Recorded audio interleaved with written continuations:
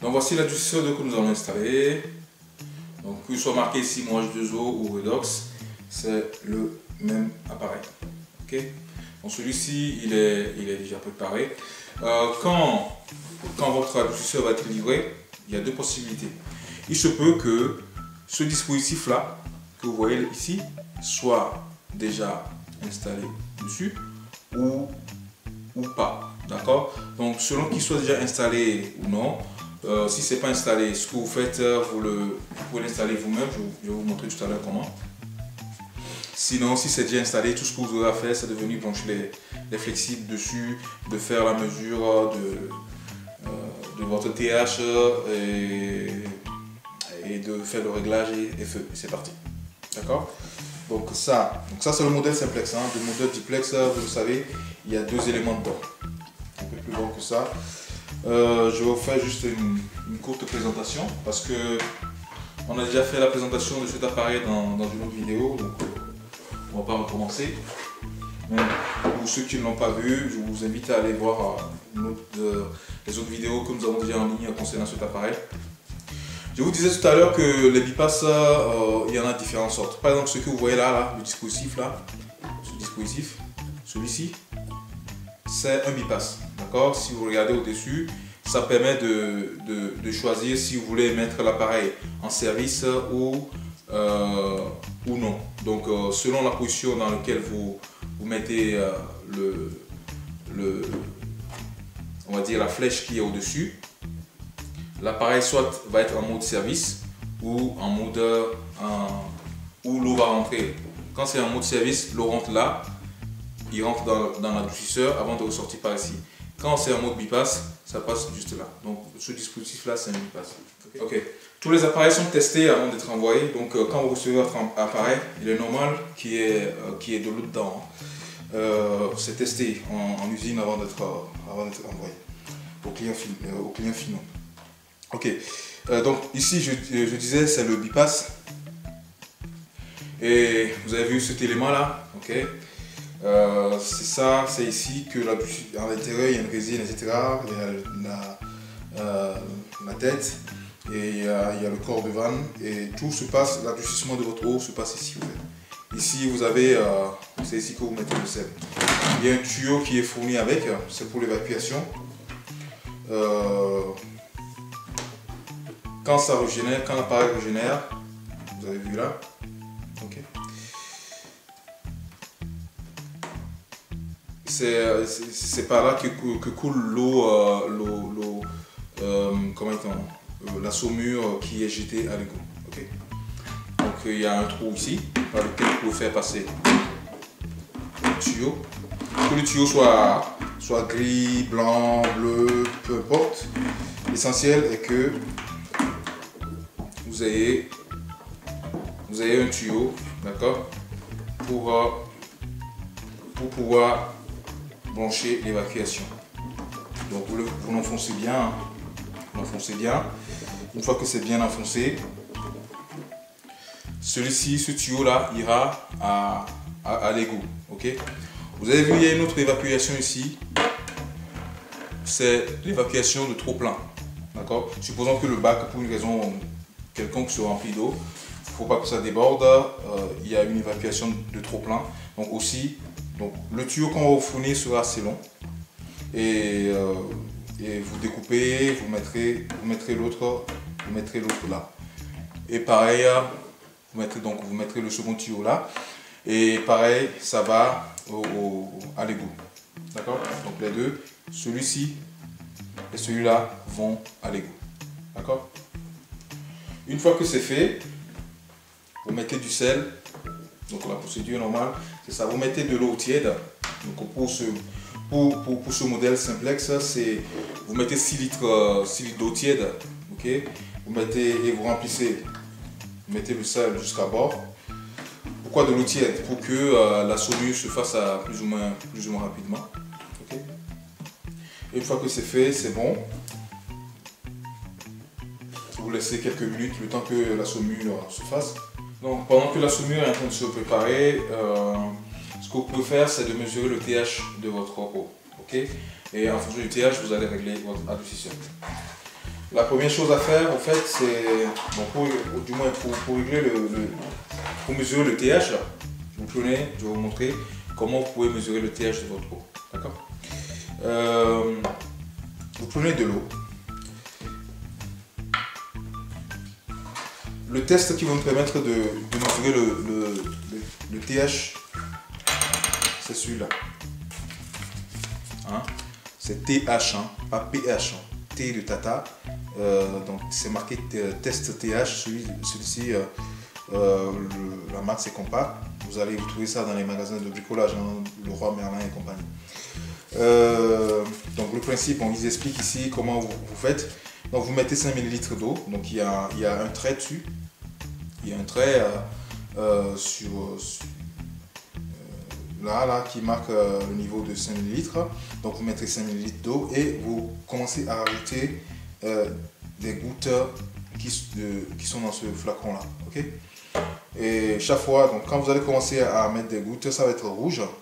Vous secouez, vous rajoutez jusqu'à ce que vous continuez de secouer jusqu'à ce que ça devienne vert. Donc si vous mettez par exemple 14 gouttes et ça devient vert, ça vous dit que le TH de votre eau, la dureté de votre eau, c'est 14. 14, c'est pas énorme. C'est pas énorme.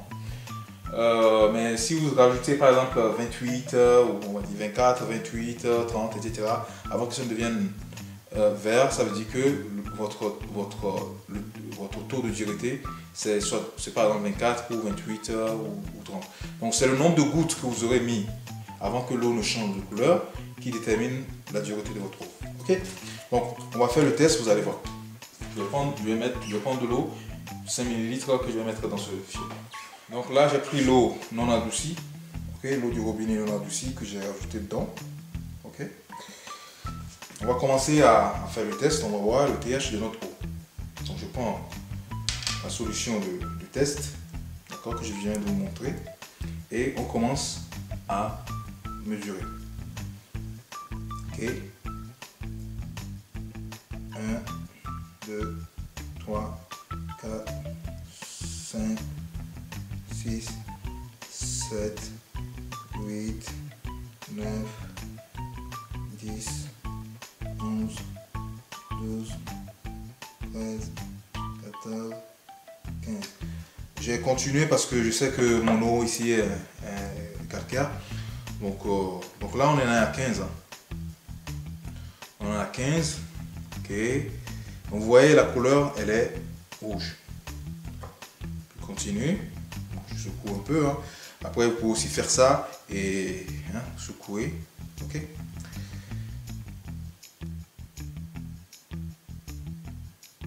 « 16, 17, 18, 19, 20, 21, 22, 23, 24. Donc là, vous voyez, ça commence à changer. On est à 24. Là, c'est un peu plus foncé. Hop. Ah. Ok. Vous avez vu?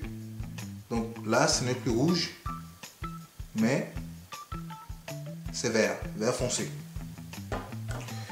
Bon, je pensais que c'était un peu plus parce que j'en avais mesuré avant, c'était autour de 30. Là, ça a baissé. Donc, à mon avis, il y a encore eu des trucs au niveau du pompage de l'eau et du traitement de l'eau. Donc, le TH chez nous, ça a baissé. Avant, c'était autour de 30, 32. Donc là, c'est autour de 20. Là, c'est autour de 24. Donc, j'ai mis 24 gouttes dedans et donc ça a changé vert. Ça veut dire que le TH de mon eau, c'est 24. Ok? En fonction de ça, de ce que nous venons de mesurer, je range ça.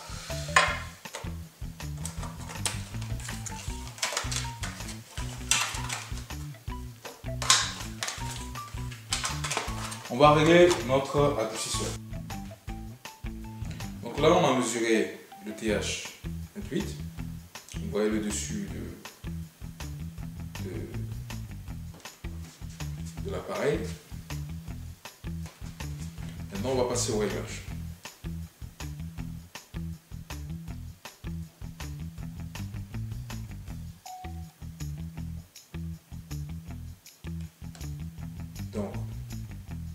la flèche là, ça indique, ça nous permet de, ça indique le TH qu'on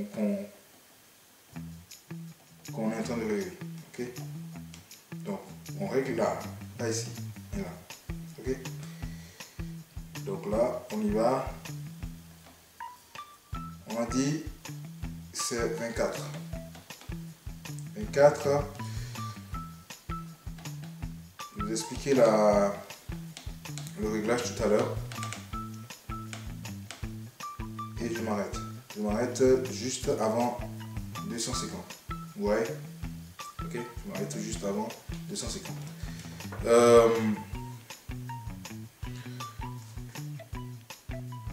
Ici, c'est marqué, les mesures là, c'est en ppm, comme vous regardez là, c'est en ppm. Donc, quand vous voyez par exemple 230 ppm, ça veut dire 23 th. Ok, on voit 250 ppm, ça veut dire 25 th. Vous voyez 300 ppm, ça veut dire 30 th, ainsi de suite. Hein. Donc, si c'est 750, ça veut dire 75 th. Vous ne l'aurez pas. Si c'est 500, ça veut dire 50 th, ainsi de suite. 50 th, ça voudrait dire que vous avez ajouté 50 gouttes d'eau avant que l'eau ne change en verre. Okay. Donc là, vous venez de régler votre adoucisseur. Et selon le réglage, il est en train de vous dire, si vous regardez en dessous, il y a le numéro de dessus là qui est en ppm. Et il y a d'autres numéros en dessous, par exemple, vous voyez 500, 600, etc. Ça, c'est le volume d'eau qui va être traité avant que l'adoucisseur ne soit régénéré. Okay? Donc là, il vous dit que au TH24 là, que vous avez réglé, l'eau va être, votre adoucisseur va être réglé, votre adoucisseur va régénérer chaque fois qu'il aura fini de traiter, par exemple, 550 litres d'eau. Okay? Donc à tous les 550 litres d'eau, votre adoucisseur va régénérer. Donc voilà, c'est fini, vous avez réglé votre adoucisseur. On a bien dit, il y a du sel ici, vous mettez du sel, vous remplissez du sel jusque là, jusque là, à peu près, juste en dessous du verre, vous mettez du sel, et c'est bon. Une fois que vous avez fini de régler l'adoucisseur, maintenant vous pouvez passer à l'étape suivante, qui est de mettre en service votre adoucisseur.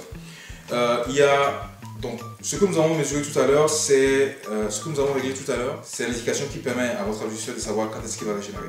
Maintenant, il y a un second réglage à faire. Cela consiste à dire à l'adoucisseur quel TH nous on veut avoir au robinet. D'accord? Tout à l'heure, nous avons mesuré 24 TH au robinet. Et nous allons lui dire, nous ne voulons pas 24 TH au robinet, mais nous voulons par exemple 12, 8 ou 7 si vous voulez. Bon, moi je ne vous conseille pas de régler à 0. Il y en a qui le font. C'est toujours bien de laisser un peu on va dire, de calcaire résiduel. Donc si vous réglez déjà à 5, pour moi c'est le minimum, on va dire, c'est le minimum où je vais régler en fait.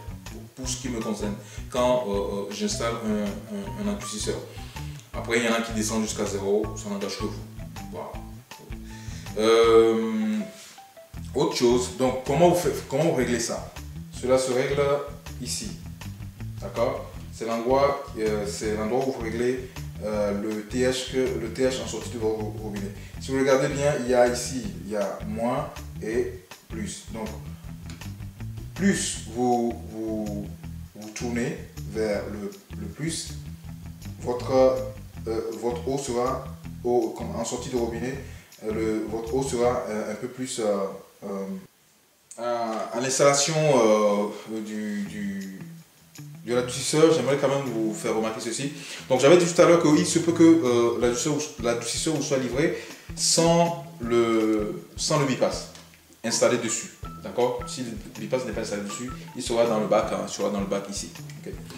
Ce que vous faites, vous avez vu, il y a des encoches là. Il y a deux encoches là qui s'enlèvent facilement. D'accord? Il suffit juste de les déclipser. C'est ça. D'accord? Ça sera livré avec. Donc, vous prenez du silicone alimentaire. Pardon. Vous voyez, sur la graisse silicone, c'est de la graisse silicone alimentaire, qui est de ce genre. Il y a différents modèles, hein, différentes marques, hein, je veux dire. Hein. Vous le mettez, bon, je vais vous le montrer en vrai, de manière à ce que vous puissiez le faire vous-même, au cas où vous le retrouvez dans, dans la configuration où le bypass n'est pas installé.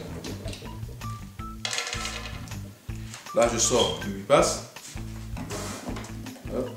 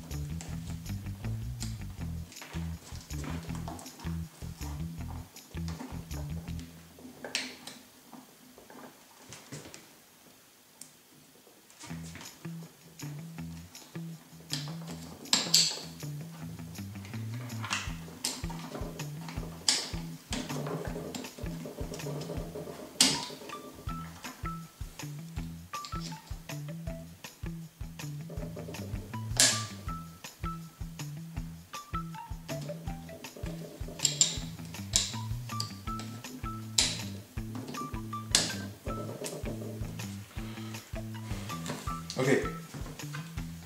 Avant de passer à l'installation de la tuile proprement dit, il y a quand même un détail que je vais vous montrer concernant le bypass. Donc au cas où ça vous a été livré et qu'il n'est pas installé dessus, il doit être dans le bac. Okay. Dans ce cas, qu'est-ce que vous faites s'il n'a pas été monté dessus? Il y a des clips là, hein, ça s'élève assez facilement, je vous montre. Il y en a un en haut et il y en a un autre en bas. D'accord, un en haut, un en bas. Ça c'est des clips comme ça.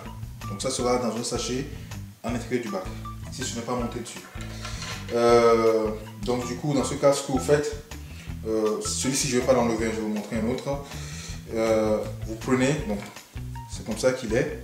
Vous le voyez bien, il y a deux joints toriques là. Okay. Les joints toriques sont très importants. Vous prenez de la graisse silicone. Celui-ci c'est la marque, il y a différents types de marques. Celui-ci c'est la marque Jeb, mais bon, vous trouvez ça dans les magasins de bricolage. Hein. Voilà, vous prenez de la graisse silicone et vous en mettez là. Il y en a un peu dedans ou quoi? Je vous montre. Donc, vous voyez là? Ok, je ne vais pas en mettre beaucoup, hein, puisque comme je ne vais pas l'installer, mais vous, n'hésitez pas, mettez-en de manière conséquente, quoi.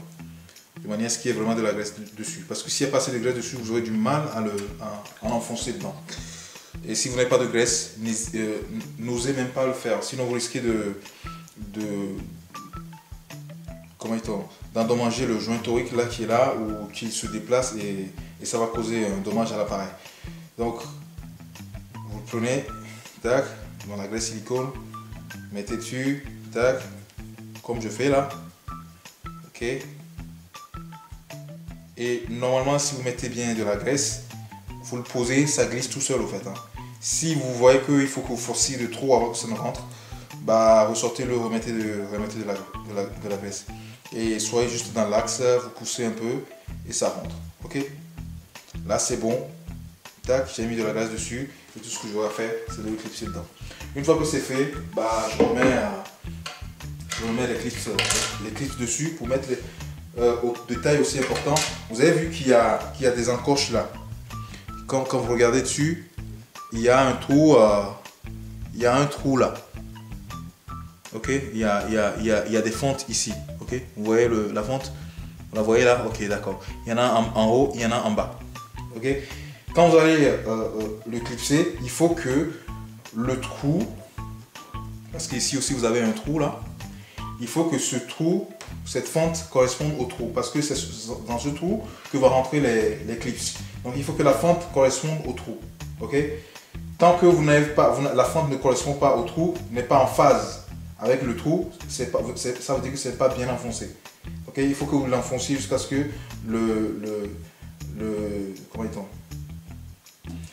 la fente soit en phase avec le trou. Donc une fois que vous êtes en phase, que là on va mettre les clips. Hein. Pour mettre les clips, il faut mettre d'abord celui d'en bas, donc ça c'est déjà mis, et puis après celui du haut. D'accord? Ok, donc c'est bon, tac. Donc c'est plus facile dans ce tour là. Mais d'abord celui du bas et après celui du haut. Ok, maintenant on passe à l'installation de votre adoucisseur proprement dit. Nous allons poser notre adoucisseur au sol. Une précision, on est d'accord, quand vous installez un adoucisseur à sel, il faut une évacuation,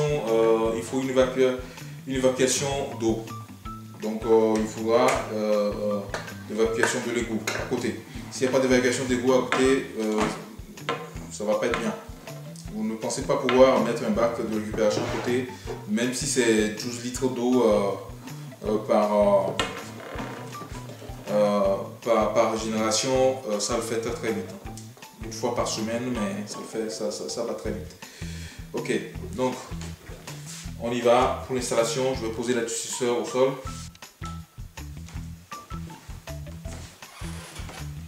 Maintenant passons à l'installation de notre adoucisseur proprement dit.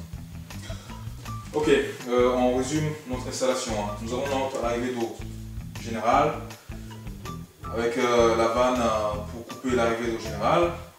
Ensuite, nous avons fait une découpe dans notre installation et nous avons installé le bypass. Le bypass va de là à là, d'accord? Donc, on considère que après tout va dans la canalisation, tout le reste va à partir de là.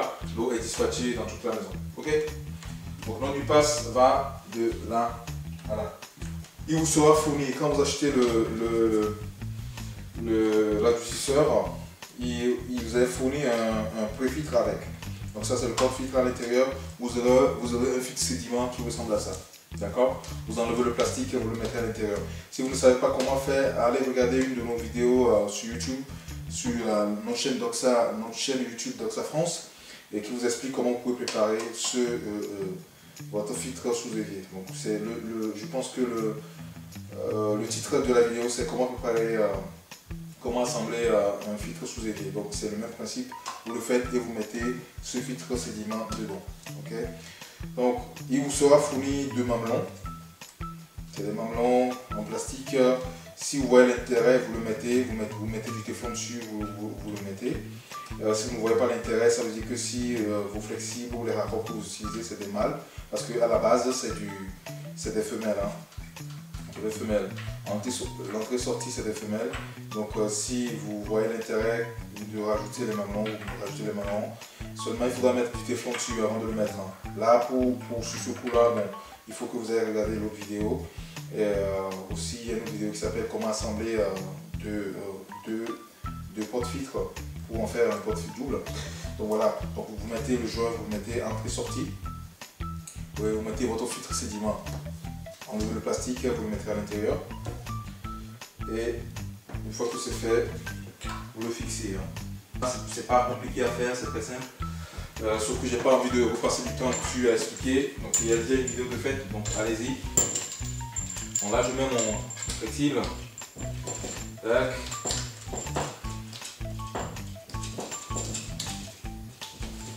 Hop. Tac. L'avantage quand vous mettez des flexibles avec le joint, c'est que bon voilà, vous n'avez pas besoin de refaire du joint avec du téflon. Donc la partie qui va rentrer dans le porte-filtre, vous êtes obligé de mettre du téflon dessus. La partie qui est vers le flexible, étant donné qu'il y a un joint à l'intérieur du flexible, vous n'avez pas besoin. Ok. Donc ça, je viens de raccorder la première partie de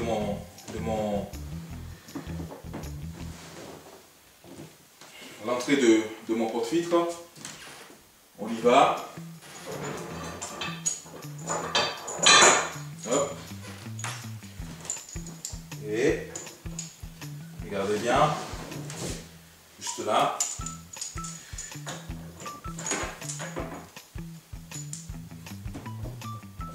Pareil, hein, il faut vérifier qu'il y ait vraiment un joint au niveau du flexible. Hein. S'il n'y a pas de joint, mettez un joint, sinon ça va fuir.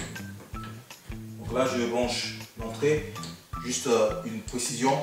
Là, par exemple, l'entrée sur cet appareil se fait par là, la sortie se fait par là. Ok? Donc il faut que moi je branche le flexible ici. D'accord? Vous voyez bien? Ok? J'espère que vous le voyez bien. D'accord? Bon, c'est limite, mais je pense que vous allez le voir. Là, c'est mon entrée. Vous le mettez bien dans l'axe. Hein. Ne forcez pas le pas parce que c'est en plastique. Si vous le forcez, vous allez vriller l'entrée, le pas et ça va être galère après hein, pour le fixer parce qu'il n'y a pas un de rechange. Donc faites attention quand vous allez mettre votre flexible. Ok, donc là on l'a mis à l'entrée et on le met à la sortie. À la sortie de notre porte-filtre. Ok, toujours vérifier qu'il y ait le joint du flexible. Donc notre eau vient là, ça rentre dans l'adoucisseur et ça ressort. J'ai pas de joint torique à l'intérieur, du coup je vais mettre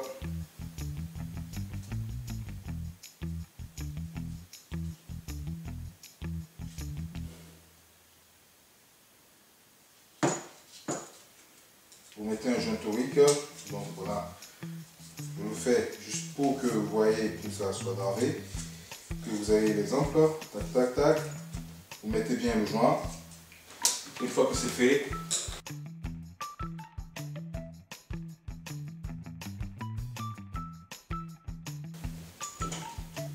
et je branche en sortie de mon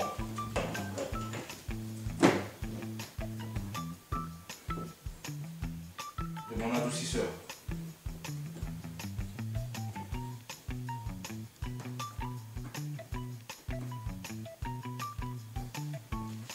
Ok, donc l'eau arrive. Dans la configuration actuelle, l'eau arrive du compteur, passe là et veut aller directement dans la maison, mais elle ne peut pas parce que la vanne elle est coupée, elle est fermée. La vanne d'ici elle est fermée. Donc l'eau va dévier, va passer par là, va passer par le préfiltre entre par notre adoucisseur, travaille et ressort par là. Cette vanne elle est ouverte et va dans l'habitation. D'accord? Ok? Donc voilà comment vous pouvez installer vous-même votre adoucisseur. Ce n'est pas compliqué. Je vous recommande vivement d'installer toujours le préfiltre. Pourquoi? Parce que des fois il peut y avoir des travaux sur le réseau et il va y avoir de la boue qui va se retrouver dans votre canalisation. S'il n'y a pas un préfiltre en amont, la boue, le sable risque de rentrer dans votre adoucisseur et comme cet adoucisseur est purement hydraulique, moindre élément, moindre impureté peut saboter le système. Donc il est préférable de mettre un préfiltre en amont de manière à protéger votre adoucisseur. Votre adoucisseur doit être toujours protégé. Pour nous, nous garantissons votre adoucisseur Moi H2O ou Redox 3 ans. D'accord? Et pour cela, il faut installer le préfiltre. Le préfiltre vous est fourni avec, il faut l'installer. Si vous n'installez pas le préfiltre, on se rend compte que c'est parce qu'il y a de la boue qui est rentrée dedans que ça détruit l'appareil. Votre garantie ne va pas fonctionner. Donc la garantie, elle est valable uniquement quand vous installez comme nous vous recommandons de l'installer. Que vous le faites vous-même ou par quelqu'un d'autre, installez un préfiltre en amont. Une fois que vous avez fini, vous faites des photos, vous nous l'envoyez, on regarde, on dit ok c'est bon pour nous, pour votre garantie. D'accord? C'est important. Donc, une fois que vous avez fini tout ça, n'oubliez pas l'évacuation pour l'eau de régénération qui doit aller à l'égout. Ok? Donc il y a un égout à côté. C'est préférable que cela descende. D'accord? Vous pouvez aussi le faire en montant. Mais je vous conseille, dans la mesure du possible, que ce soit vers le sol, quoi, et non vers le haut. D'accord? Que l'évacuation se fasse vers le sol, donc en descendant. Et pareil pour l'évacuation du trop-plein, n'oubliez pas, vous branchez le tuyau et vous mettez tout à l'égout. Merci d'avoir suivi cette vidéo, j'espère que cette présentation vous a plu.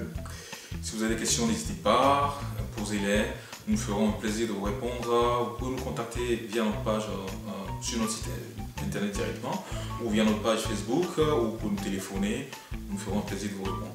Merci beaucoup, au revoir.